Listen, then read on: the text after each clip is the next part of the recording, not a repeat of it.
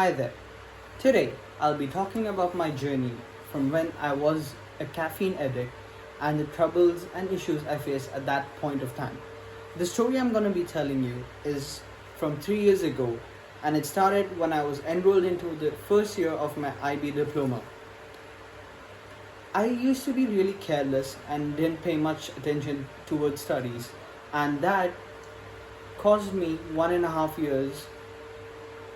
When my final exams were approaching, it was almost 6 months, 6 months were left for the final exams to begin. That's when I realized, due to the pressure that started building up from the teachers and the school management, that I had to start working. And due to which I started staying up late, getting up early, paying more attention in classes, and that's when I came across coffee. Now, at that point, coffee was nothing to me, but when one of my friends suggested that, since I started staying up late and I was so accustomed to sleeping for almost half a day, that coffee would help you not sleep, so I think it's better you try coffee, and that's what I did.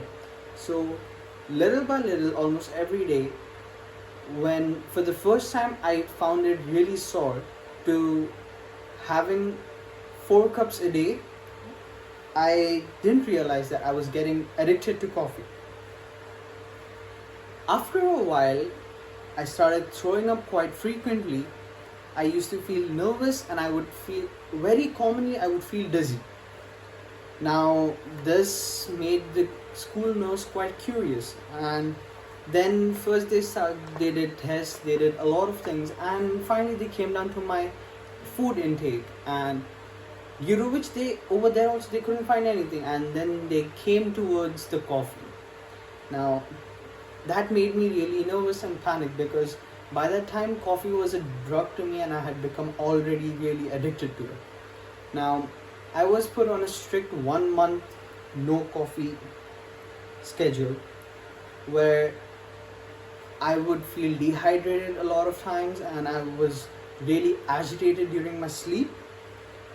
Now, during this 1 month, I did a little bit research of my own, which which helped me analyze that how coffee would have been better if I had been more responsible with it. Now, at that point of time, I came across an article on the Business Insider website which was titled "The Secret of Using Coffee Effectively," which was published on February 7th, 2014 by Sophia.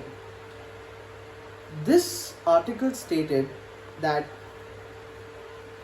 having caffeine once a week, that too at different days, can allow a person's body not to get addicted to the coffee, yet at the same time it will help them see the positive sides. Now, coffee, after my 1 month of no coffee and my extensive research during that time, once I was back and once I was in perfect health, I started using coffee again.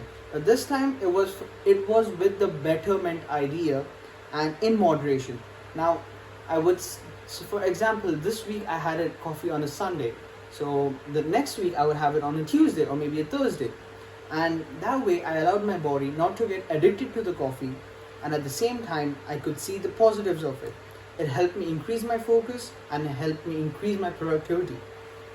Now, I'm going to be sharing 2 positive and 2 negative points that came across me when I was doing my research. I'll start with the negatives first. The first one was an article published on the Cleveland Clinic webpage, which was reviewed by a clinic professional on 13th August 2014, which stated that high dose of caffeine can cause vomiting, insomnia, abnormal heartbeat, headache, increasing blood pressure, and even dehydration.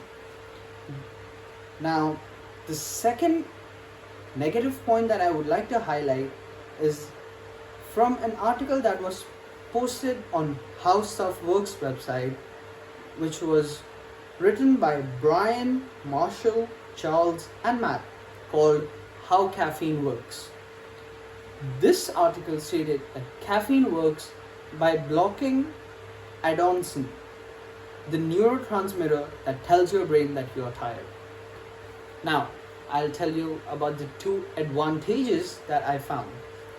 First one, it was a study presented on the 2005 at Radiology Society of North America, which stated that caffeine can be helped to improve your short-term memory and speed up your reaction times.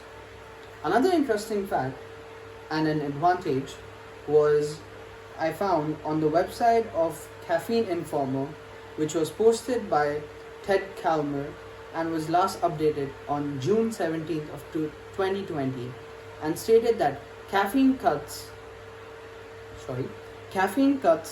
mouth and throat cancer risk by a 50%. Now that you have heard few of the advantages and disadvantages, I think people in our society are scared of getting either addicted to caffeine or not taking caffeine, because this has been a myth in our society for a really long time, where it's either you take caffeine or you don't. There's no in between. But little do they know that there is also a positive side to having the same drink in a proper manner, which can be beneficial for the person itself. The positives of caffeine are quite useful for a person in their day-to-day activity. Example, in my story, once I started using caffeine the way it was meant to be, I displayed a lot of improvements. I could see the improve in my own work capacity, followed by multiple of the health benefits that it gave me throughout. I hope that my story helped my listeners realize the advantages and disadvantages of caffeine. I wish that all of you will start to take caffeine the right way, and I hope that it helps you the way it did help me. Thank you.